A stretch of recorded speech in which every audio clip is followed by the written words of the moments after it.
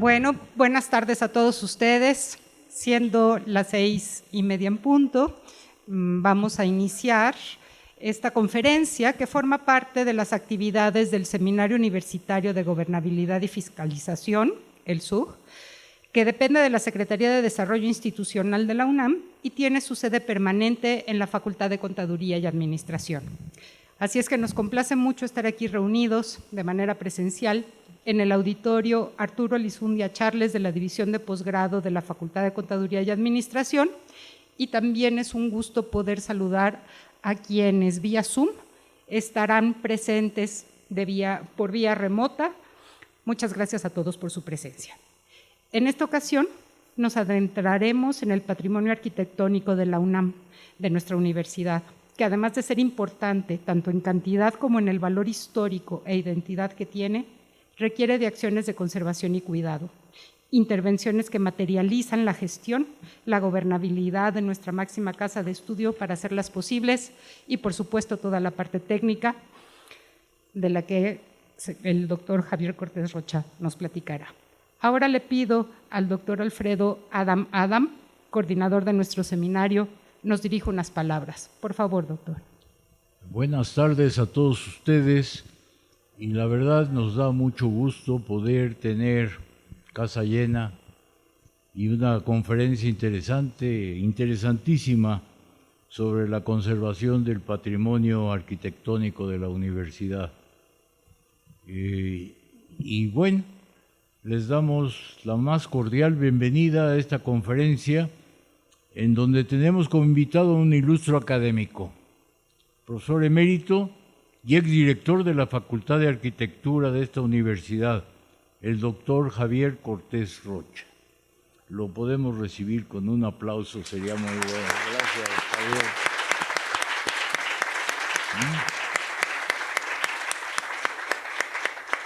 En el marco de las actividades del Seminario Universitario de Gobernabilidad y Fiscalización, se promueve la divulgación y la reflexión sobre temas que nos permitan visibilizar la importancia de la gobernabilidad. Este es un seminario que fue en el último año del rector Narro y creamos este seminario para poder difundir hechos de gobernabilidad y fiscalización. Y durante toda la pandemia y durante la cerrada, nosotros seguimos trabajando y seguimos dando conferencias y bueno, no quiero adelantarme, pero de cada una de estas conferencias se saca un cuaderno, un libro, y de la junta de libros se saca un compendio. Nada más les quiero decir que vamos en el 46, 47 ya está en proceso. Y ha sido un éxito y una envidia también en la universidad, porque obviamente esto ha funcionado. Bueno, en el marco de las actividades del Seminario Universitario de Gobernabilidad y Fiscalización, se promueve la divulgación y reflexión sobre temas que nos permitan visibilizar la importancia de la gobernabilidad. Sin duda, como universitarios que somos, valoramos el patrimonio cultural que tiene y representa la UNAM a través de su riqueza arquitectónica, de sus recintos, murales y edificios. Vale la pena recordar que en junio de 2007, hace 16 años, la UNESCO declaró al campus central de Ciudad Universitaria como Patrimonio Cultural de la Humanidad, lo que de verdad nos llena de orgullo. Además, nuestra universidad cuenta con otros espacios arquitectónicos como el Colegio de San Ildefonso, el Palacio de la Autonomía, ambos en el corazón de la Ciudad de México, junto al Templo Mayor y frente al Palacio Nacional, para mencionar algunos. Todos estos edificios requieren de acciones de cuidado y preservación. Esta tarde, el doctor Javier Cortés Rocha, quien ocupó también la posición de secretario general de la UNAM, nos va a compartir el proceso para la conservación del patrimonio universitario. Antes de cederle la palabra, le pido a la maestra Cristina Barajas, nuestra secretaria técnica de este seminario, nos comparta una breve síntesis curricular del doctor Cortés Rocha. Por favor, Cristina. Muchas gracias. Bueno, como ya lo hemos mencionado, el doctor Javier Cortés Rocha es profesor emérito de la Facultad de Arquitectura de nuestra universidad, donde además ha sido profesor por más de 5 décadas. Fue coordinador general de estudios de posgrado de la UNAM, director de su facultad por 2 periodos, director general de obras y secretario general de la universidad. Participa como profesor y como tutor en los programas de maestría y doctorado en arquitectura y en urbanismo y en el seminario de tesis de la licenciatura de arquitectura. Es autor de importantes publicaciones sobre arquitectura, urbanismo y conservación del patrimonio. Fue presidente de la Academia Nacional de Arquitectura y pertenece al Sistema Nacional de Investigadores. Durante 9 años fue director general de Sitios y Monumentos del Patrimonio Cultural de Conaculta, hoy Secretaría de Cultura, a cargo de los más importantes monumentos propiedad de la nación. Su desarrollo profesional incluye proyectos de arquitectura, desarrollo urbano y conservación del patrimonio edificado. Desde la Facultad de Arquitectura ha coordinado la restauración de los anexos del antiguo Palacio de Medicina, con la antigua Escuela de Jurisprudencia, y se ocupó de la restauración y rehabilitación de la antigua Fábrica de Hilados de San Luis Apizaquito para convertirla en el Centro de las Artes de Tlaxcala. En 2012 recibió el Premio Universidad Nacional en la categoría Arquitectura y Diseño. En 2017 el Premio Federico Sescose por su destacada labor en la protección del patrimonio cultural, y en 2019 recibió la Medalla de Bellas Artes en la categoría de Arquitectura Patrimonio. Es miembro de la Academia de Artes desde 2018. Y sin más, doctor Cortés Rocha, le cedemos la palabra. Déjeme pasarle el micrófono. ¿Sí? ¿Con ese? Le cedemos la palabra al arquitecto y le voy a dejar el micrófono. Nosotros nos vamos abajo. Este es su foro. Creo que lo voy a poner del lado izquierdo para que usted pueda moverse y de así el micrófono siempre esté a sana distancia. Ustedes me dicen si oyen bien así.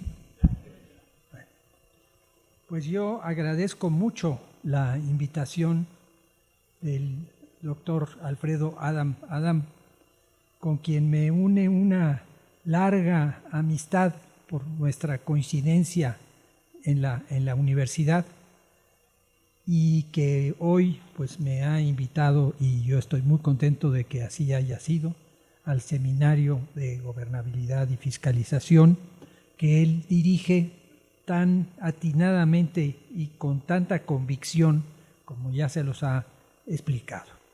Entonces estoy muy contento de estar aquí. Les agradezco mucho que estén ustedes aquí, y seguramente habrá algunas cosas que serán de su interés.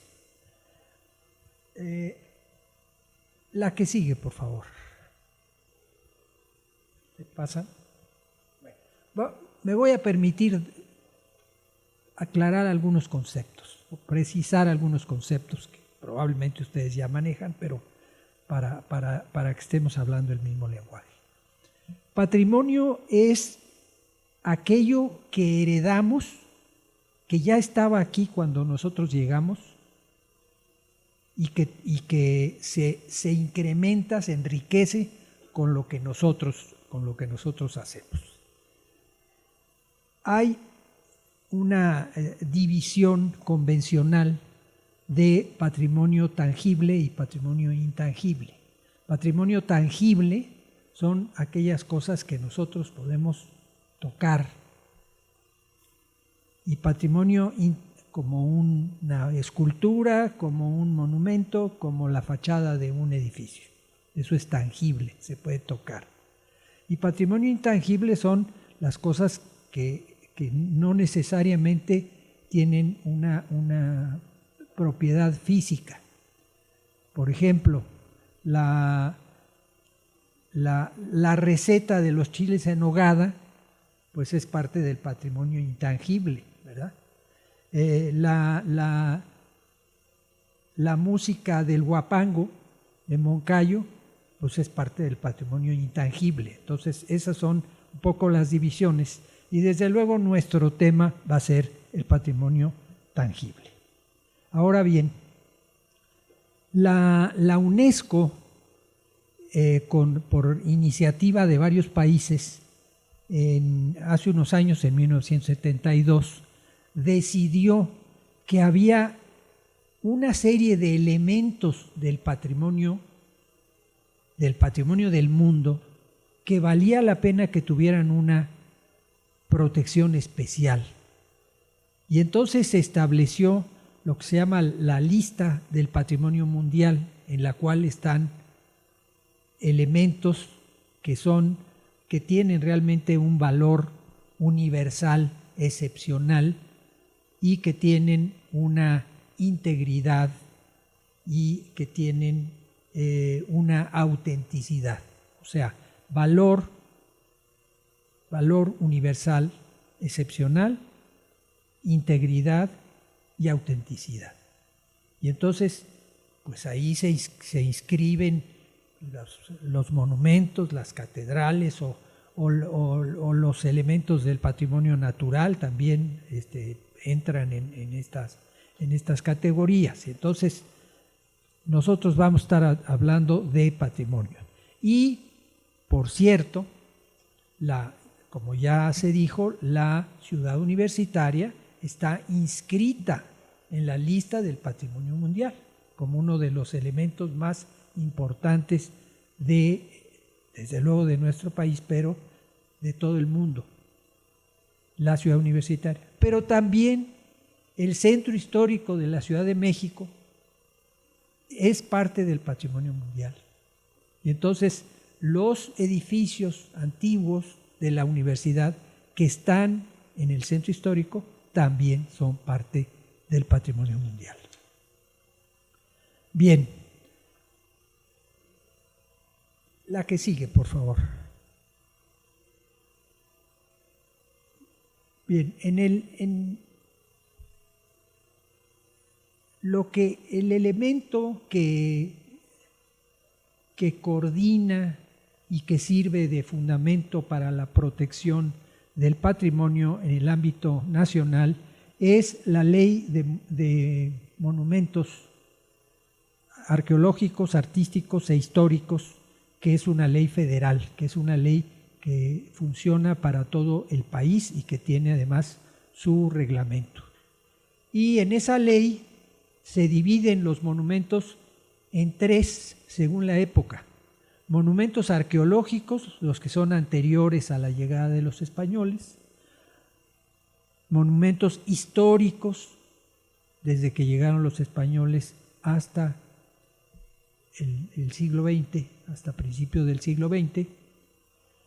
Y monumentos artísticos, los que tienen un valor estético excepcional.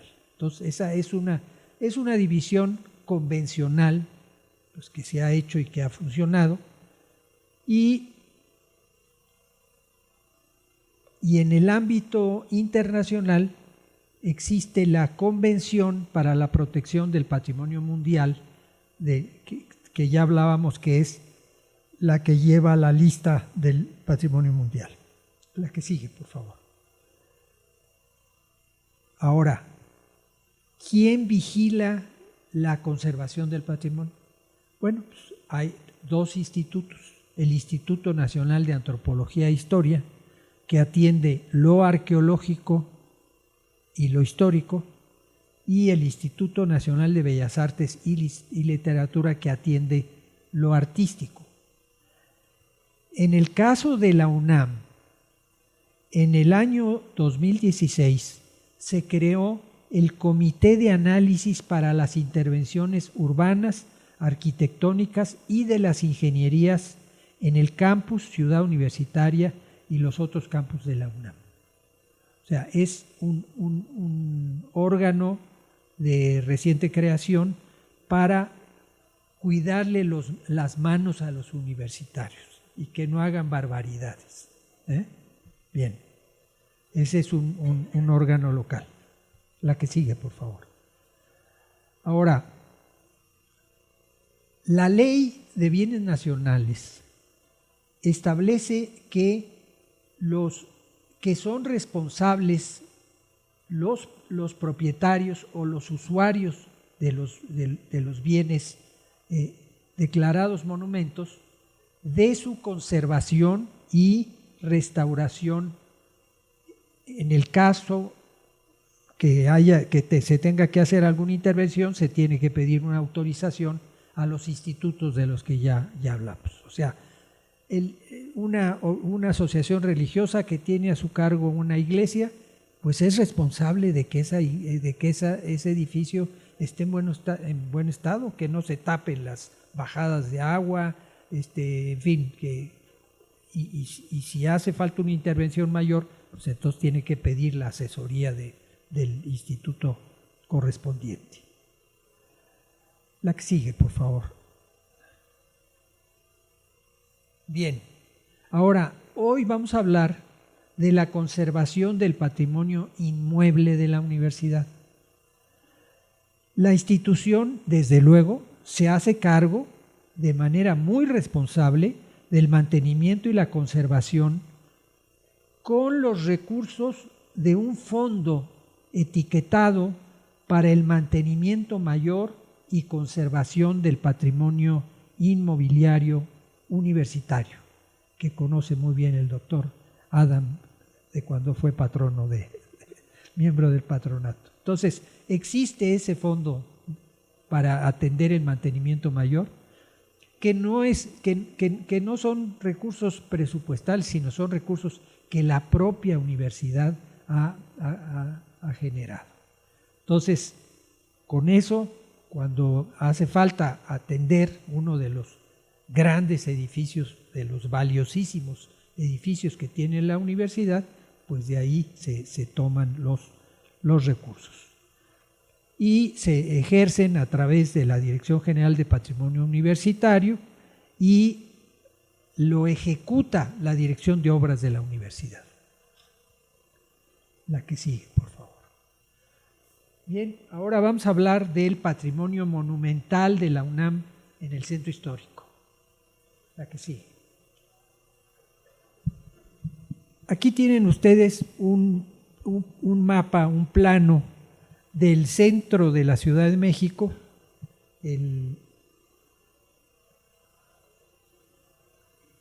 ahí está el Zócalo, y tienen ustedes los inmuebles, los edificios que son propiedad de la universidad, los inmuebles de la universidad, salvo uno que es un inmueble rentado, donde está el PUEC, pero los demás son propiedad de la universidad. Y el número 15 les indica a ustedes el lugar donde estuvo el edificio de la universidad antigua, de la universidad que fue la llamada Real y Pontificia y que fue cerrada por los gobiernos liberales en el siglo XIX. Entonces, esa universidad se cerró en el siglo XIX y Justo Sierra, que fue el impulsor de la nueva universidad, lo mandó tirar, lo mandó demoler. Bueno, pero ese es anecdótico. Bien, ahí tienen ustedes, pues desde luego, el edificio del Palacio de... ¿Alcanzan a ver los números? Bueno, el Palacio de Minería, que es el que está en el extremo izquierdo. Después está el edificio donde funciona el PUEC.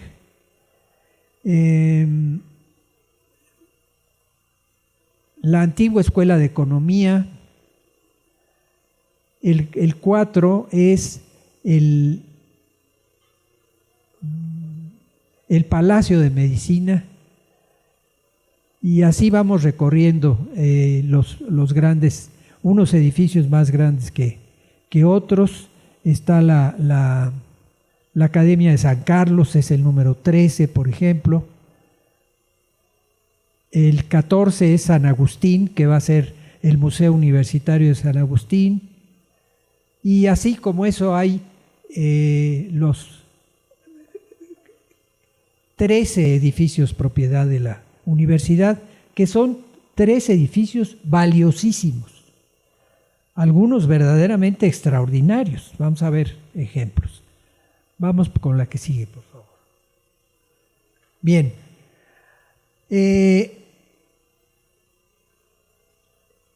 Por esa acumulación de edificios donde funcionaban las escuelas de la universidad, esa zona, el centro histórico, también se le ha llamado el barrio universitario, en el cual por muchísimos años se generó una vida académica y cultural, porque desde antes de la fundación de la Universidad Nacional, pues ahí estaba el edificio de la universidad, de la antigua universidad, de la Universidad Virreinal, pero también estaba el Colegio de San Ildefonso, que era un colegio de estudios superiores de extraordinaria calidad, y otros colegios que funcionaban dependiendo de las órdenes religiosas o independientes, dependiendo de cofradías, etc. Bien, entonces aquí tenemos, fíjense, aquí tenemos 4 edificios. El primero, arriba a la izquierda, es el edificio de la antigua Escuela de Jurisprudencia, donde estudiaban los abogados. Luego el edificio del Palacio de Medicina, que es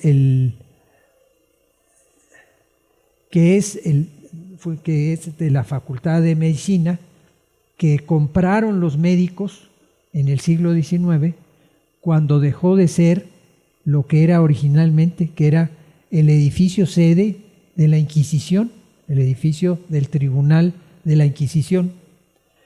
Después está abajo la antigua Academia de San Carlos, que era la Escuela de Bellas Artes, que es la escuela donde se formaban los arquitectos, los pintores, los escultores y los grabadores. Es una institución fundada por la corona española y que después pasó a ser la Escuela de Bellas Artes, y de ahí nacieron lo que hoy son la Facultad de Arquitectura y la Facultad de Artes y Diseño. Y finalmente el antiguo templo de San Agustín, que era uno de las iglesias más importantes de la Ciudad de México, y que Benito Juárez la destinó a que fuera la Biblioteca Nacional, que allí estuvieran reunidos todos los antiguos libros, códices, todos los tesoros, y entonces ahí fue la Biblioteca Nacional hasta hace algunos años en que se construyó un nuevo edificio de la Biblioteca Nacional aquí en la Ciudad Universitaria, y ese edificio va a ser destinado para otros usos, para museo y para un poquito para ser el núcleo coordinador de lo que podríamos llamar el campus centro histórico. La que sigue. Bien, ahora, cuando se crea la Universidad Nacional, en 1910, Justo Sierra logró convencer a Porfirio Díaz de que era muy conveniente que se volviera a fundar una Universidad de México, la Universidad Nacional de México. Fue que Justo Sierra ya llevaba años estudiando la conveniencia, y entonces lo convenció. Y la hicieron de manera muy inteligente, porque la universidad se fundó en 1910 juntando varias escuelas que ya existían. Ya existía la Escuela de Medicina, ya existía la Escuela de Ingenieros, ya existía la Escuela de Bellas Artes, y existía la Escuela Nacional Preparatoria, y existía la Escuela de Jurisprudencia, donde estudiaban los abogados, y existía la Escuela de Altos Estudios, que era un poco el antecedente de nuestra Facultad de Filosofía y Letras. La Escuela de Altos Estudios y la Escuela Nacional Preparatoria funcionaban en el antiguo edificio de San Ildefonso, en el antiguo colegio de San Ildefonso, que había sido un colegio jesuita de una extraordinaria categoría, de una extraordinaria calidad, y que es un edificio fuera de serie.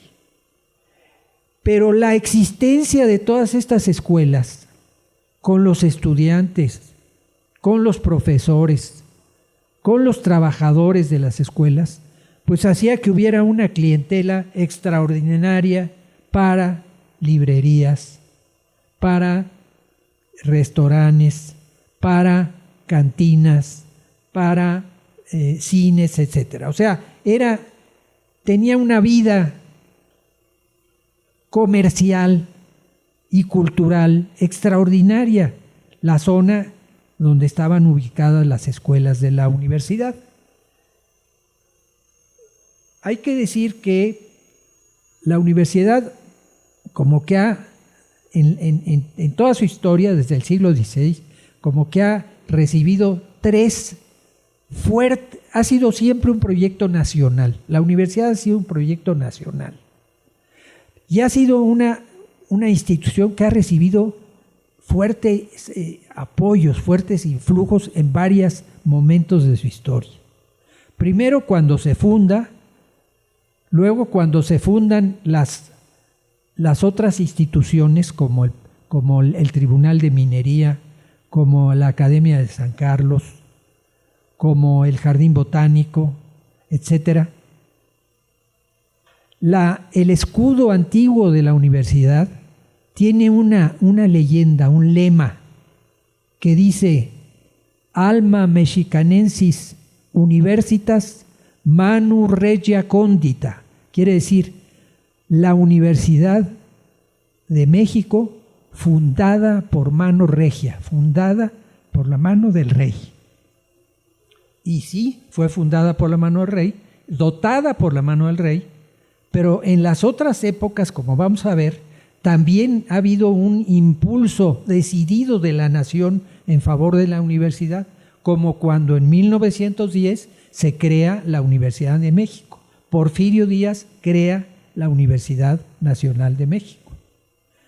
Y luego veremos que otra vez, cuando se crea la ciudad universitaria, hay un apoyo decidido del Estado mexicano con recursos casi podríamos decir ilimitados para crear la ciudad universitaria. Entonces, 3 veces apoyos extraordinarios del Estado, primero del Estado español y luego del Estado mexicano, en favor de nuestra universidad. Bien, la que sigue, por favor.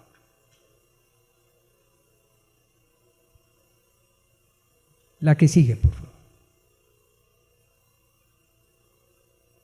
Bien, pero la universidad sale del centro. La universidad sale del centro. Y en 1954, las escuelas profesionales de la Universidad Nacional Autónoma de México dejaron sus sedes en el centro para trasladarse a la ciudad universitaria en el Pedregal de San Ángel, al sur de la Ciudad de México. La que sigue. Decíamos que la creación de la ciudad universitaria implicó un apoyo decidido del Estado mexicano para la realización de la obra.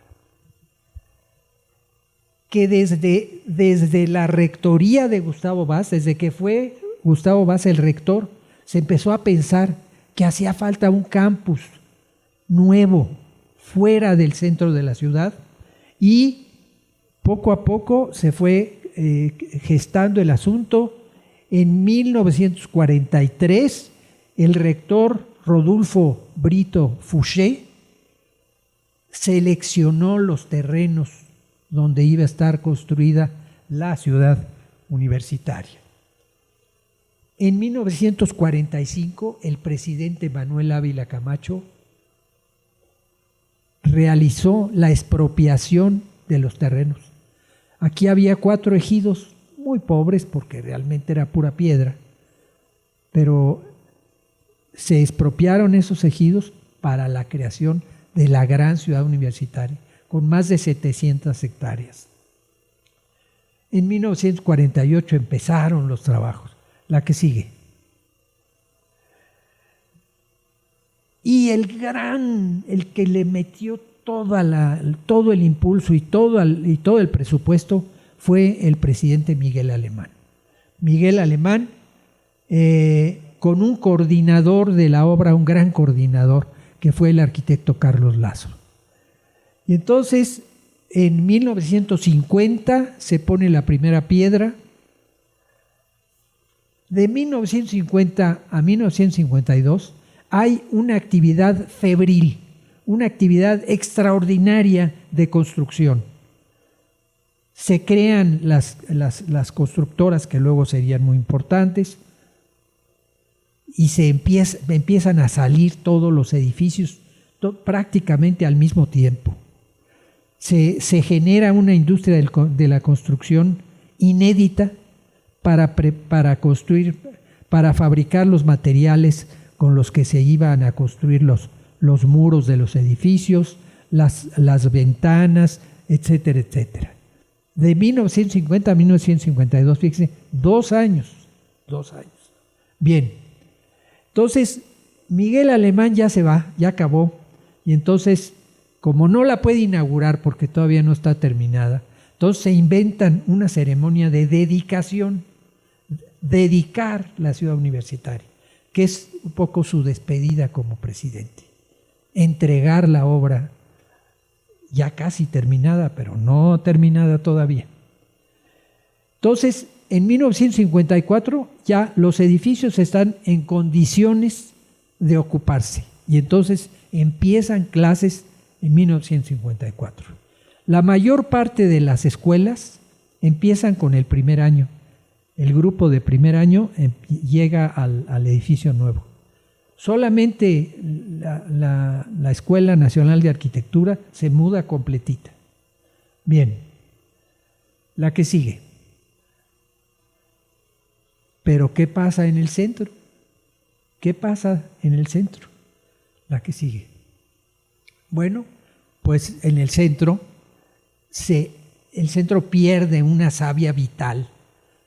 Pierde mucha vida al irse los estudiantes, al irse los profesores, al irse los trabajadores, pues aquello se queda medio desierto, muy triste. Bien. Sin embargo, la universidad, los edificios de la universidad subsisten. La que sigue. Y poco a poco se va dando un rescate y una refuncionalización de los edificios, poco a poco, la que sigue. Bien, el edificio de la izquierda arriba es el antiguo colegio de San Ildefonso. Esta es la verdadera fachada de San Ildefonso, la que da a la calle de San Ildefonso, no la que da a Justo Sierra. Esta es la fachada auténtica de ese extraordinario institución que fue el Colegio de San Ildefonso. El Colegio de San Ildefonso, que fue la Escuela Nacional Preparatoria, la Escuela de Altos Estudios, etcétera, ahora es un espacio de exposiciones. Ahora tiene el extraordinario salón, el Salón del Generalito. ¿Por qué el Generalito? Porque en el edificio de la universidad había el Salón General. Y entonces no se quisieron quedar atrás los alumnos de San Ildefonso y a su salón de actos le pusieron el Generalito y así se le quedó. Nada más que el Generalito actualmente tiene la sillería del coro de San Agustín, de uno de los antiguos conventos. Bueno, entonces el espacio de exposiciones, el Generalito, el anfiteatro Simón Bolívar y el extraordinario conjunto de murales que están pintados en los muros de los patios. La que sigue.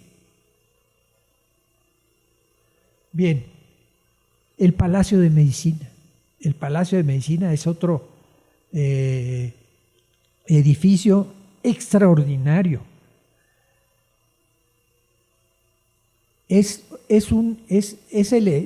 decía yo que es el edificio que fue construido para que ser la sede de la Inquisición. La Inquisición, o el Tribunal del Santo Oficio, era un órgano importantísimo del gobierno español que le permitía tener el control no solamente del asunto religioso, sino del comportamiento social y moral de la sociedad. Y tenía una fuerza extraordinaria. Entonces se pudo dar el lujo de construirse ese palacio, que lo construyó el arquitecto más famoso del momento, que era el Pedro de Arrieta. Por cierto, quiero decirles que aquí está presente el director de la Facultad de Arquitectura, el doctor José Ignacio del Cueto. Muchas gracias, José Ignacio.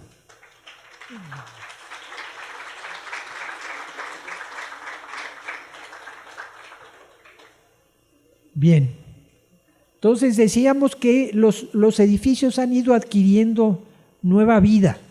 Entonces, este Palacio de Medicina, que de repente se quedó vacío, pues se ha ido reconstruyendo y tiene más actividades, tiene muchas actividades.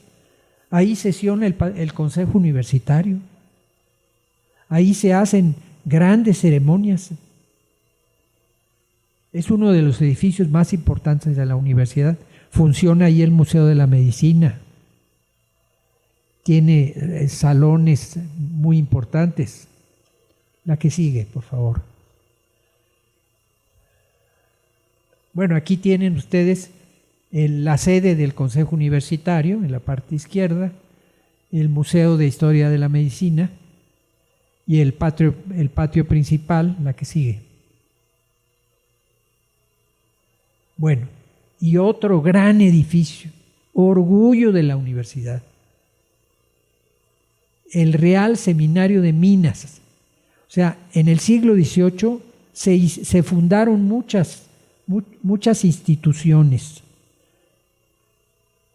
Ya no solamente era la universidad, sino que estaba el Tribunal de Minas, que tenía anexa la escuela para formar a los mineros, que era lo que hoy llamamos el Palacio de Minería. Una obra extraordinaria, uno de los edificios más importantes del México virreinal y de los más bellos, obra de Manuel Tolsá, que es sede también de actos solemnes. También ahí se celebran la toma de posesión de los rectores, ceremonias de las más importantes, las honoris causa, etcétera, etcétera. Pero no solamente tiene el patio principal, sino que tiene el salón de actos, maravilloso, y tiene la capilla, donde también se celebran muchas cosas. Y ahí en todo el edificio se celebra la feria del libro de minería. Bien, y está en la parte de abajo el Museo Manuel Tolsá, porque así como el de Medicina es obra de Pedro de Arrieta, el de Minería es obra de Manuel Tolsá, el arquitecto de la época más importante de la época del neoclásico. La que sigue. Este edificio fue admiración de los visitantes europeos, la marquesa Calderón de la Barca, el barón de Humboldt, etcétera, etcétera. Bien, luego está el Palacio de la Autonomía, el llamado Palacio de la Autonomía. Es un edificio que se construyó primero para ser escuela normal y después se transformó, y allí funcionaron ahí funcionó la rectoría de la universidad. Cuando se vuelve a fundar la universidad en 1910, aquí en este edificio funciona la rectoría. Y aquí se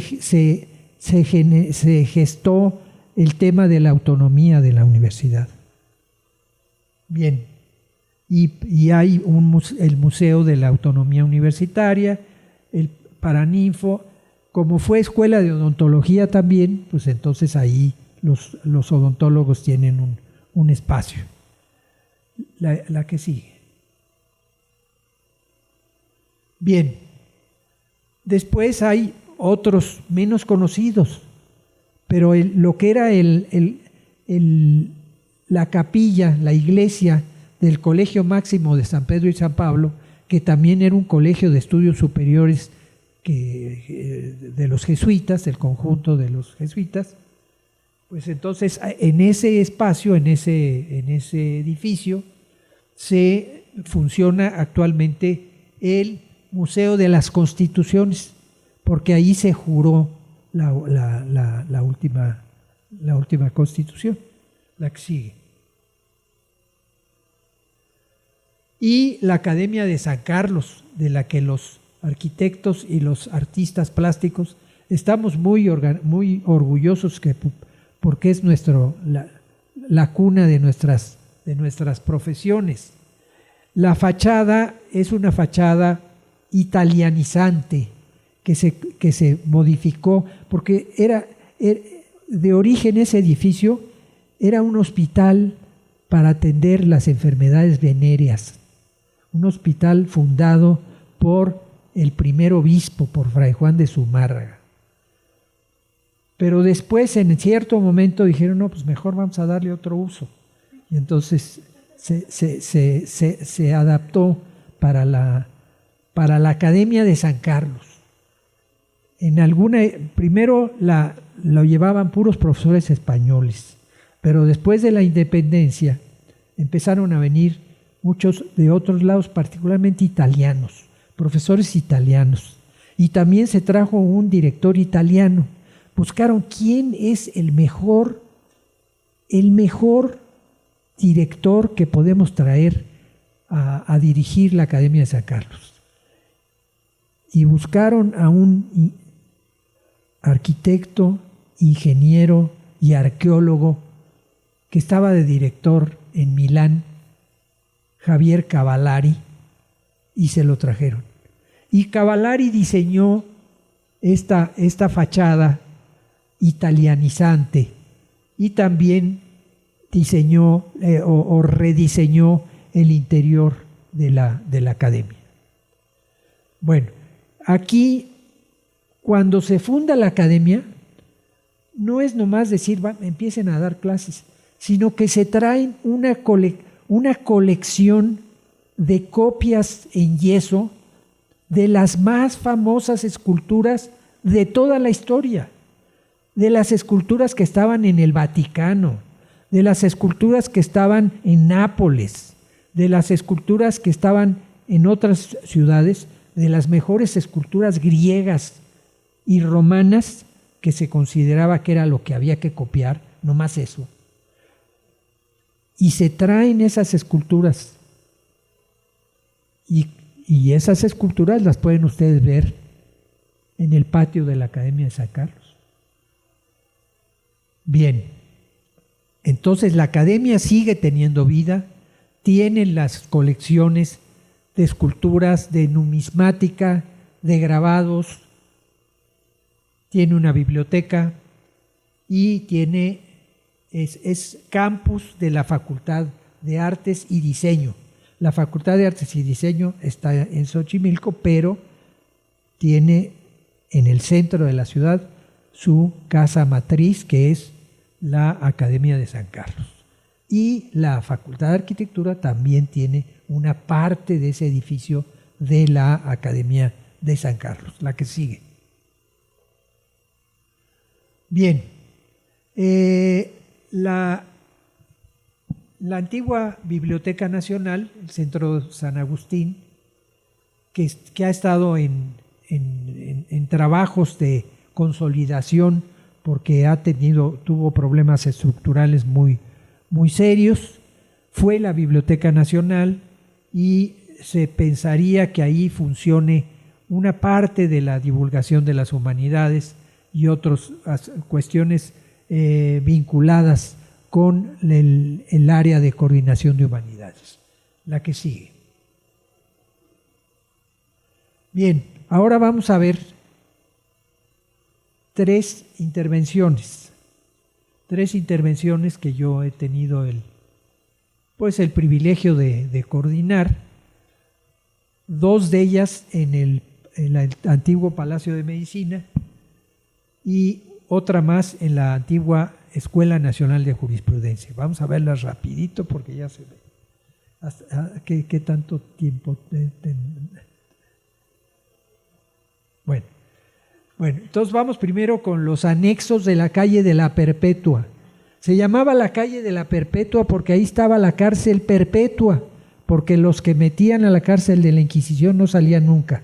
Entonces la calle se llamaba la calle de la Perpetua.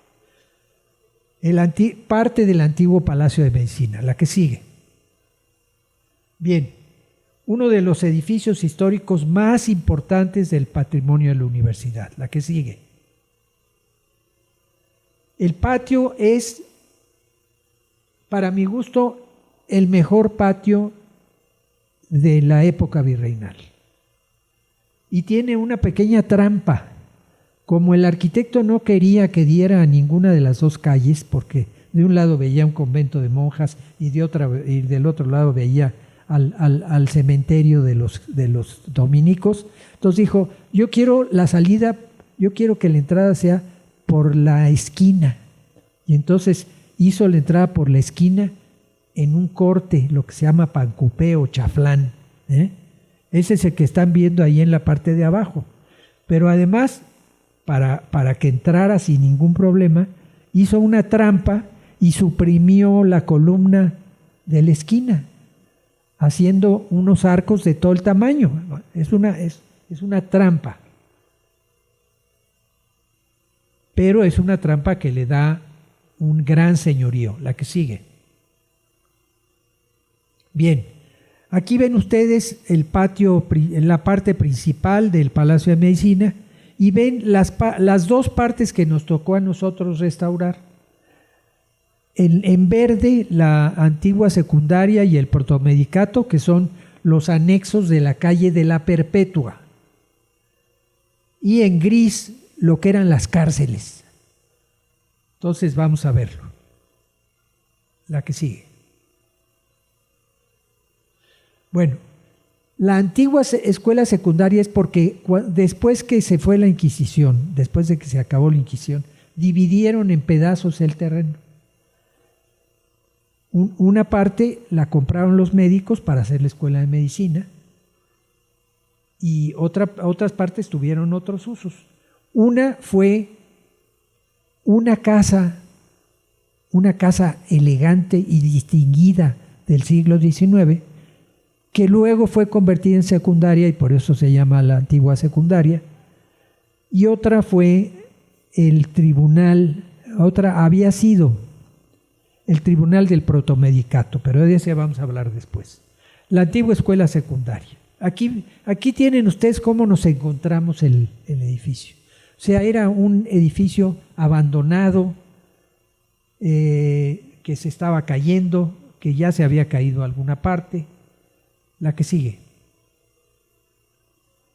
Y hubo que hacer unas sustituciones, hubo que reforzar en algunas áreas con elementos de acero. Y hubo que inyectar pilotes en la fachada. En la madrugada se sacaba una máquina y hacía un pilote y se volvía a meter porque por ahí pasaba el metrobús y entonces no se podía trabajar de día, nada más de noche.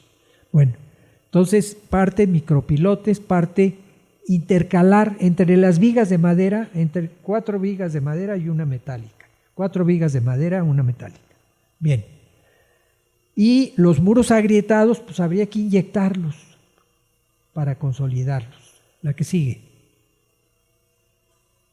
Ahí ven ustedes cómo se está sustituyendo una viga que ya no funcionaba por una viga de acero.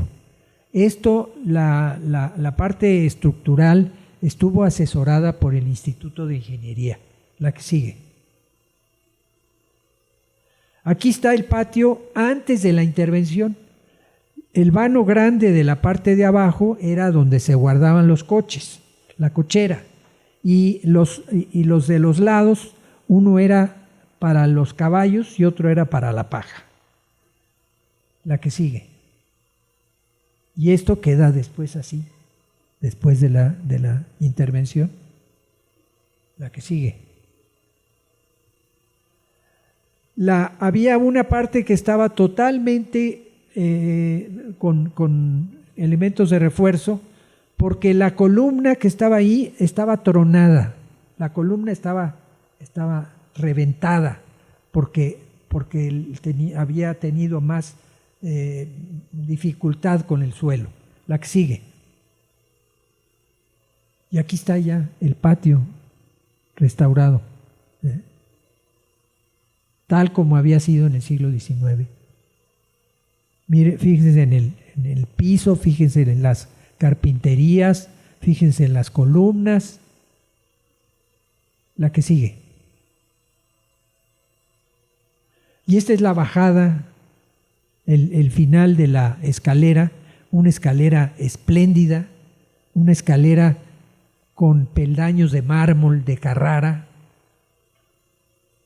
y también el piso del patio con ajedrezado usando piedra de 2 colores. La que sigue. La escalera antes de la intervención, muy descuidada la pobre. La que sigue. Y la escalera después de la intervención, habiendo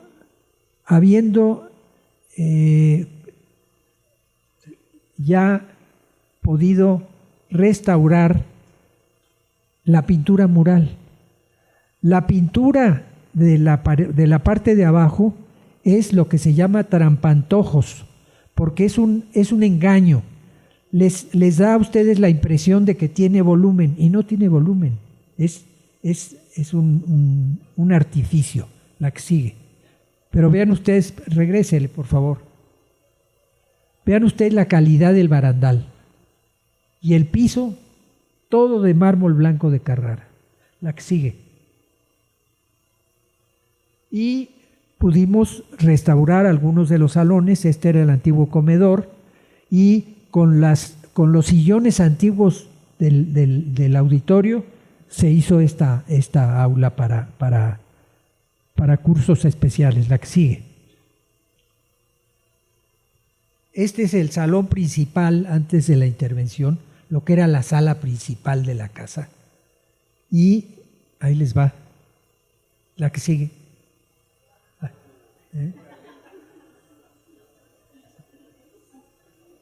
Bien. Esto tuvimos que mandar a hacer el papel tapiz. Con un pedacito de papel tapiz se mandó a hacer el papel tapiz para que tuviera exactamente la misma. Y desde luego la decoración del plafón y de los muros pues fue algo muy difícil. Tuvimos ahí la presencia de Bellas Artes cuidando que no hiciéramos barbaridades. La que sigue. Esta es la fachada que propusimos. El rescate de la fachada hacia la calle de la Perpetua. El vano semicircular, ese siglo XIX, lo demás es siglo XVIII, la que sigue. Y aquí la tienen ya en la realidad. Fíjense en la puerta con esa talla de escultura, la que sigue. El segundo de los edificios es el protomedicato.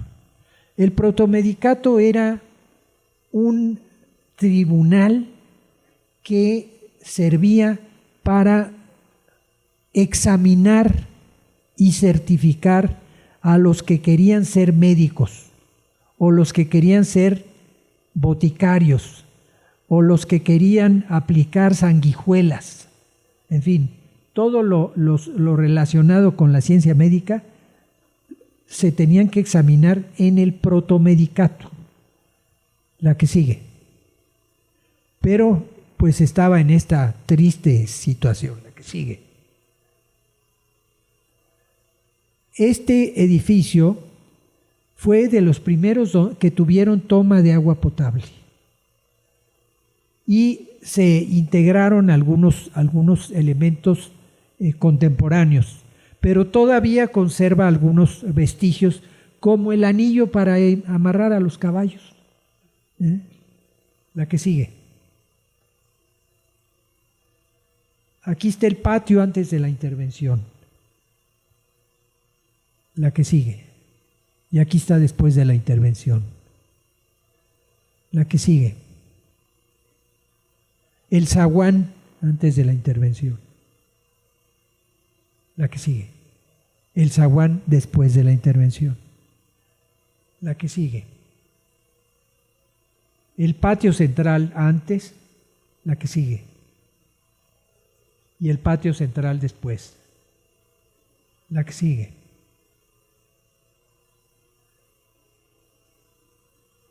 Aprovechamos para dotar al Palacio de Medicina con un elevador. ¿Por qué? Porque había 3 rectores, exrectores, que no podían subir a la planta alta porque la escalera es muy pesada. Y ahora ya pueden subir. Bien, la que sigue.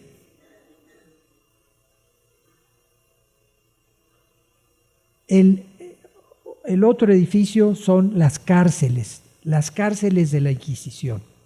La que sigue. Hubo distintas cárceles, pero las últimas, las que se conservaron, son las que vamos a ver.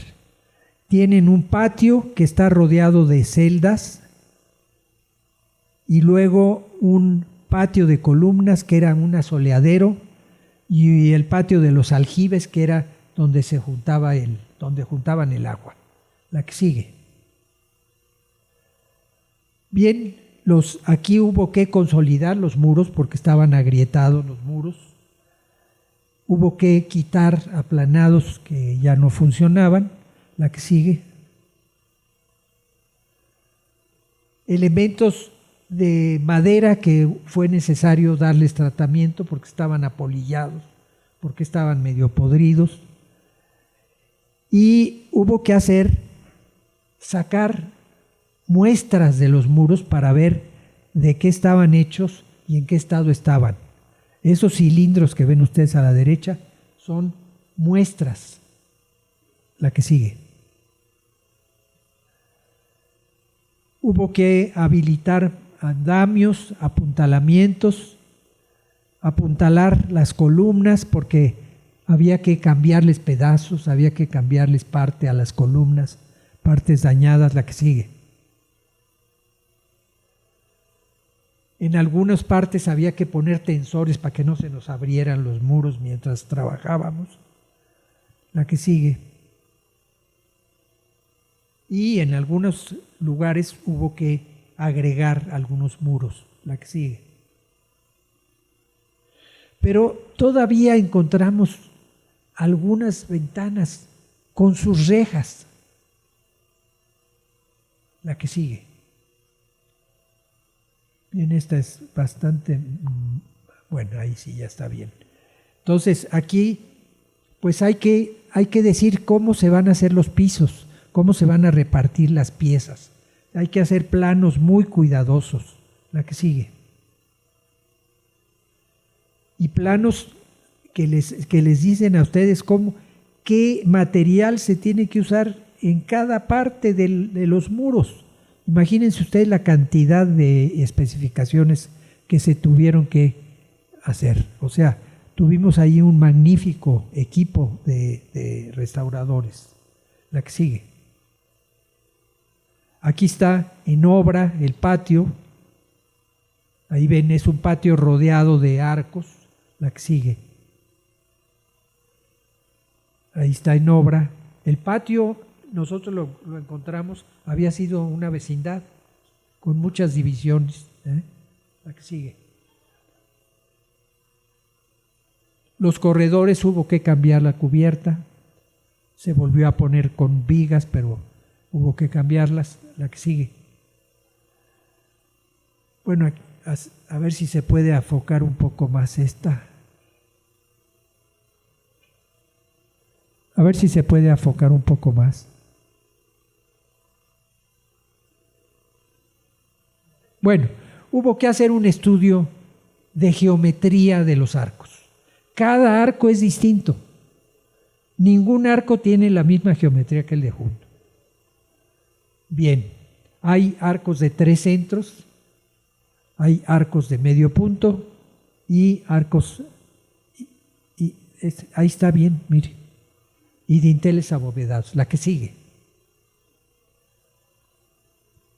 Las arquerías, entonces, fue una de las cosas en que se empleó mucho trabajo en restaurarlas. La que sigue. Ahí tienen otra vez el aspecto del corredor y las celdas que tenían la puerta cerrada en la parte de abajo y en la parte de arriba tenían una entrada de luz, una ventana. Estas son las celdas características. La que sigue. Ahí tienen ustedes la entrada a una de las celdas con lo que era el vano de la puerta y el vano de la ventana en la parte de arriba. La que sigue. Ahí tienen ustedes el detalle. Hay algunas que tuvimos que cambiarlas porque ya estaban perdidas. La que sigue. Pero como se en tiempo de aguas se anegaban los pisos, hicieron unas boveditas para separar el piso de las celdas del terreno natural. Un detalle pues no sé, de humanidad, para que no se murieran a resultas de la humedad en los pisos. Esto es extraordinario. Nada más yo conozco 2 casos, uno en la Ciudadela y otro precisamente en las cárceles de la Perpetua. La que sigue. Y luego fíjense qué maravilla de celda esta. Ustedes conocerán seguramente los grabados de Piranesi describiendo las cárceles. Pues esto le decíamos la celda Piranesi, porque nos recuerda ese vigor de las cárceles italianas que pintaba Piranesi. La que sigue. Y algunos elementos contemporáneos que tuvimos que incorporar, porque no había más que una escalera exterior, entonces tuvimos que hacer una escalera interior totalmente contemporánea, porque en estas obras no se vale imitar lo antiguo. Lo que uno llega y pone tiene que ser contemporáneo. La que sigue. Y algunas ventanas, fíjense, una ventana, unas todavía con las rejas, otra ya perdió la reja, pero una de las crujías tenía ventanas hacia el asoleadero. La que sigue. La que sigue. Aquí ya estábamos en los acabados, ya estábamos poniendo pisos, ya estábamos poniendo los marcos de las puertas, etcétera. La que sigue. Este es el patio de atrás, el patio de los aljibes, que quedó pues muy sencillo, pero bien. La que sigue. Y el patio de las columnas, el asoleadero, ahí tenían divisiones y los sacaban un ratito a que tomaran el sol para que no se murieran de tuberculosis. La que sigue. Bueno, ahí estamos ya terminando con el patio restaurado, con los marcos de las puertas de la planta alta, y este es el aspecto que tiene actualmente el patio. La que sigue. Y el otro caso es la antigua escuela de jurisprudencia, donde estudiaban los abogados antes de que existiera la ciudad universitaria. La que sigue.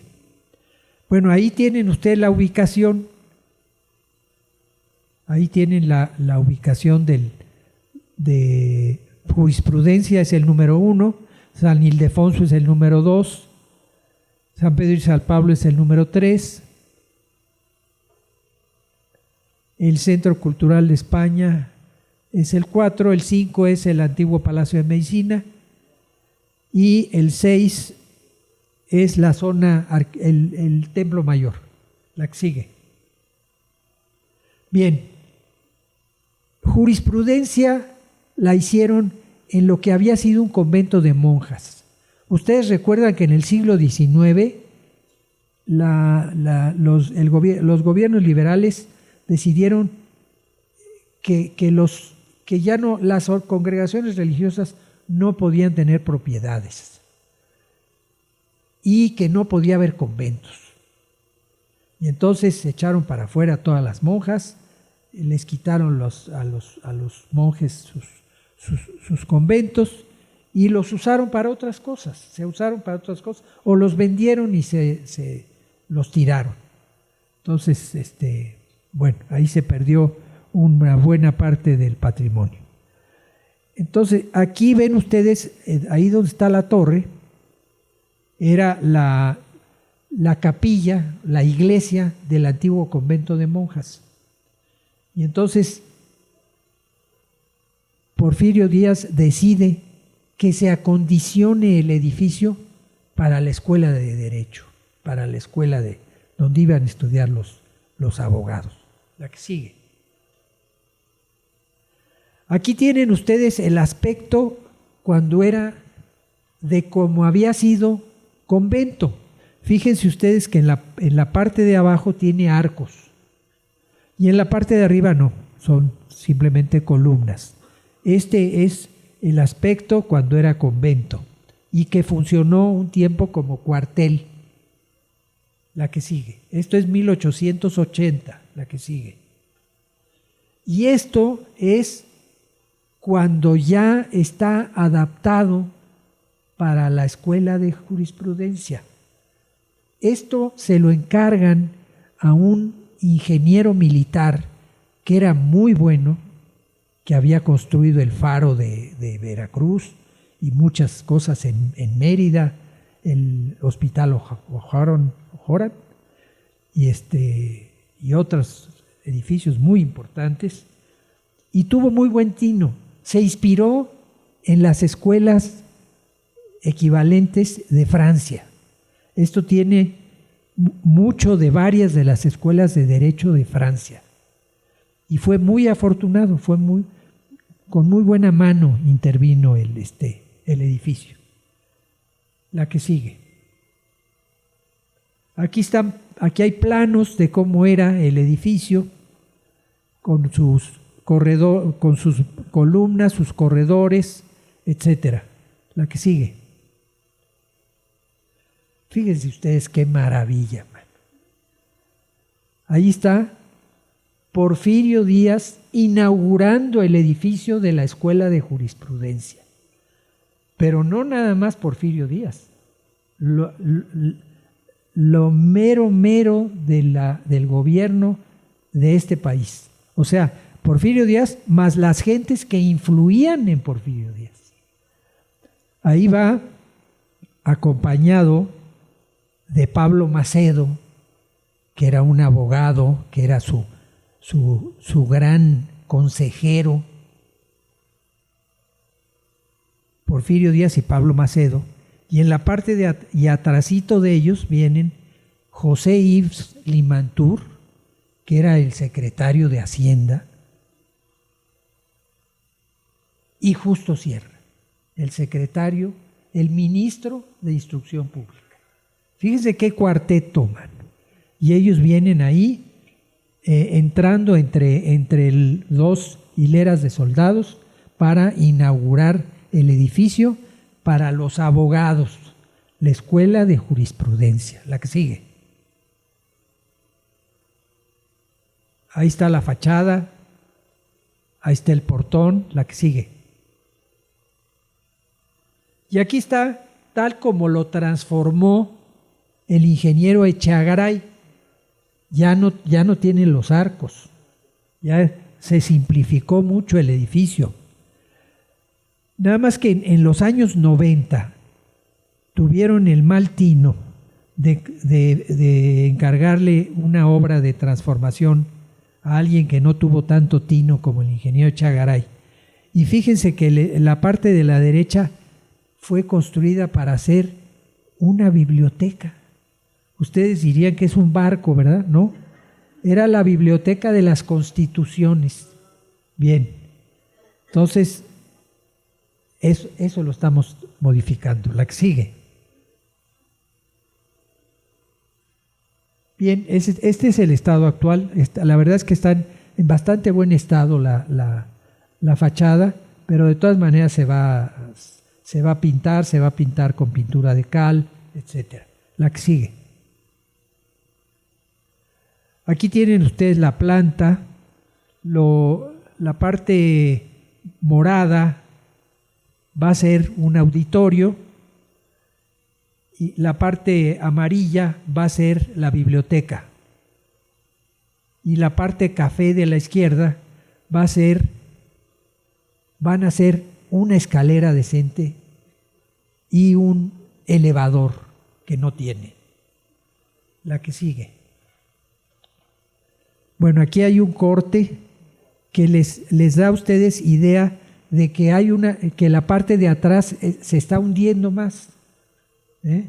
Esto lo vigila el Instituto de Ingeniería. Cada año miden cuánto se ha modificado. La que sigue.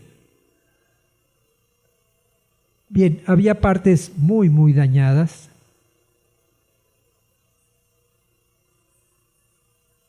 Esto hubo que demolerlo porque estaba en muy mal estado. La que sigue. El piso de la antigua biblioteca, muy dañado, hubo que, desde luego, removerlo totalmente. La que sigue. La escalera actual, que pues no es exactamente un dechado de belleza y de elegancia, se va a transformar. La que sigue. Ahí está la propuesta arquitectónica, la que sigue. El auditorio que en la parte de abajo de la parte de atrás tiene los sanitarios, un gran vestíbulo, la que sigue. Y apareció una cabeza de serpiente azteca a 4 metros de profundidad, que va a estar exhibida en la entrada del auditorio. Ya la antropología aceptó que eso suceda, la están restaurando. La hermana de la maestra tiene ahí un papel muy importante. La que sigue. El auditorio, un auditorio muy bueno. La que sigue. La que sigue. La biblioteca. La que sigue. Aquí tienen el aspecto que va a tener la biblioteca. Ya va muy adelantada. La que sigue. La escalera nueva y el elevador. La escalera y el elevador. La que sigue. Y la escalera antigua, pero digamos mejorada, la que sigue. Los baños totalmente nuevos, la que sigue. La que sigue, por favor. El patio de atrás, el muro es un muro altísimo y entonces el Instituto de Ingeniería nos dijo que lo necesitábamos tirar o hacer algo, y entonces se nos ocurrió hacer unos arcos botareles, solución como la que se usaba en la Edad Media en las catedrales, la que sigue. La que sigue. La que sigue. Bueno, las intervenciones han sido: 1, tareas de consolidación estructural; 2, de preservación, de rehabilitación y de adaptación a nuevos usos, a nuevos programas, siempre vinculados con las funciones sustantivas de la universidad: docencia, investigación y extensión de la cultura. Los 3 conjuntos han recuperado su integridad. Son testimonio vivo de la arquitectura y de la historia novohispana y decimonónica. La restauración de estos inmuebles ha representado un profundo aprendizaje de la historia constructiva de la Ciudad de México. Aprendimos mucho. De hecho, se hizo un libro de la parte de secundaria y protomedicato, y está por salir un libro de las cárceles. Los trabajos fueron llevados a cabo por un equipo multidisciplinario que procuró regresar la dignidad y esplendor de estos edificios. Yo tuve magníficos colaboradores en los 2 casos. En el caso de medicina, digamos que los más cercanos y los más importantes fue la maestra Coral Ordóñez y el maestro Rodrigo García Manzano. Y en el caso de jurisprudencia está haciendo Emilio Rubio, es el que está ahí, digamos, como coordinador del equipo de arquitectura. La que sigue. Bien. Desde luego ha sido un trabajo que ha implicado mucha coordinación y mucho apoyo. Entonces, participación de la Facultad de Medicina, los dueños de la casa; de la Facultad de Derecho, los dueños de la casa; de la Facultad de Arquitectura, a través de la coordinación de vinculación;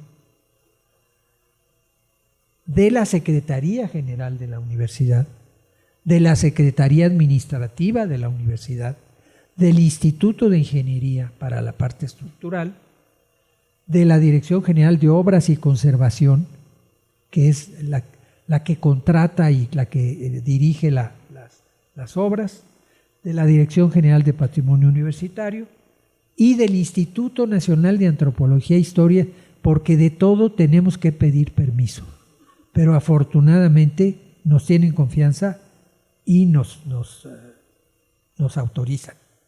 La que sigue. Bien.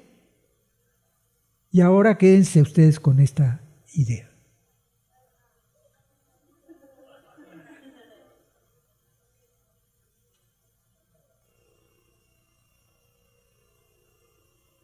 Bien. Saludo a quienes están conectados. Bien. Todos tenemos derecho a disfrutar del patrimonio, pero conservar el patrimonio es una responsabilidad que todos tenemos que compartir. Muchas gracias.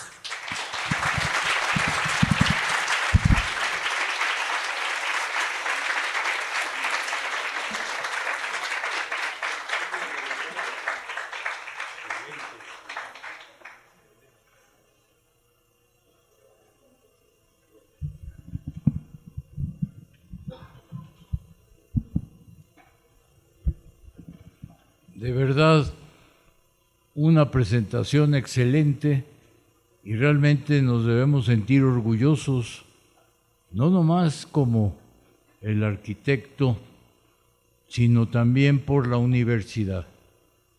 Esto es obra de este país y realmente la responsabilidad recayó en él y él reconstruyó estos edificios. Y la verdad debemos estar muy agradecidos como país, muy agradecidos como ciudad y muy agradecidos como universidad. porque realmente es una obra que trasciende, que no es una obra efímera, ni es para tirar algo, es para conservar nuestra historia. Y no es cuestión política, sino es cuestión de tener el patrimonio de México realmente funcionando. Y yo creo que nos debemos sentir orgullosos. Gracias, Javier, gracias por la exposición y gracias a todo este público y los que nos están viendo, ¿no? Hay mucha gente que nos está viendo vía internet, al final de cuentas. Entonces, pues lo único que nos queda es hacer una entrega a nuestro expositor, y él muy modestamente, pero él dirigió las obras. Él fue el responsable de las 3 reconstrucciones y él fue el responsable de hacer el estudio para poder restaurar esto. Muchas gracias, y yo sí les pido a ustedes un aplauso muy fuerte.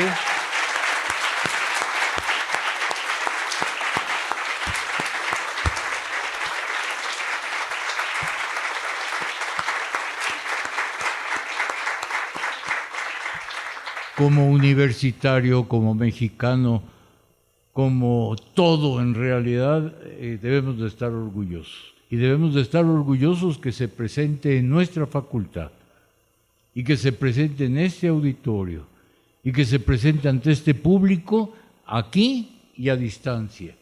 Y estamos conscientes de eso. Muchas gracias, Javier, y no queremos dejar pasar desapercibida la oportunidad de entregarte un reconocimiento. Les pedimos a todos, si se oye bien, dice: Universidad Nacional Autónoma de México, la Facultad de Contaduría y Administración, otorga el presente reconocimiento al doctor Javier Cortés Rocha por su participación como ponente con la conferencia La conservación del patrimonio arquitectónico de la universidad en el marco del Seminario Universitario de Gobernabilidad y Fiscalización. Por mi raza hablará el Espíritu, Ciudad Universitaria, abril del 23, firmado por el maestro Tomás Humberto Rubio Pérez, director de la facultad.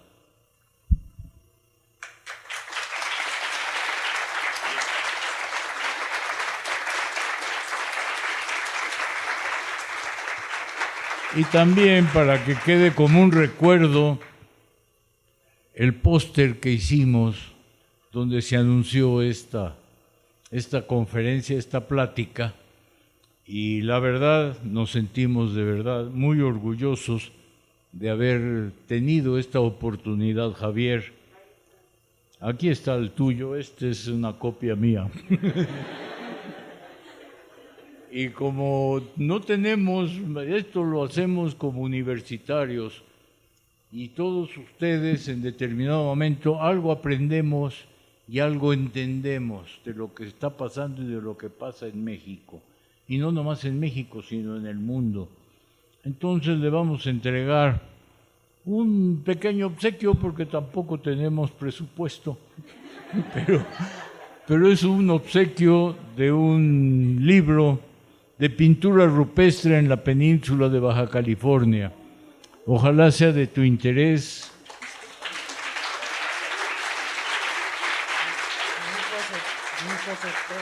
¿Sí?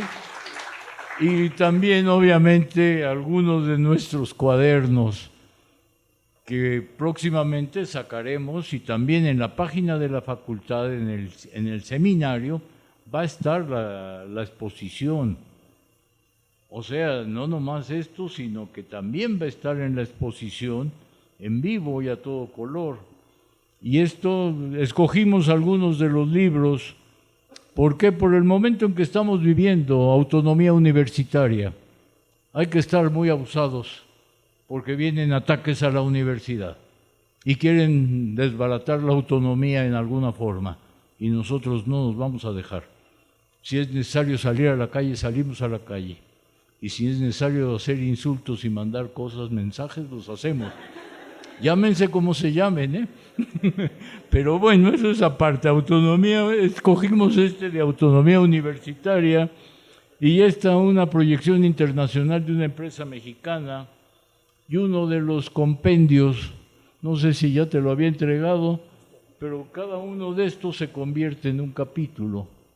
Entonces, pues, cuando menos te dejamos para tus ratos de ocio, que no son muchos, pero que tengas la oportunidad de echarles una ojeada. Gracias, Javier, y gracias a todos ustedes.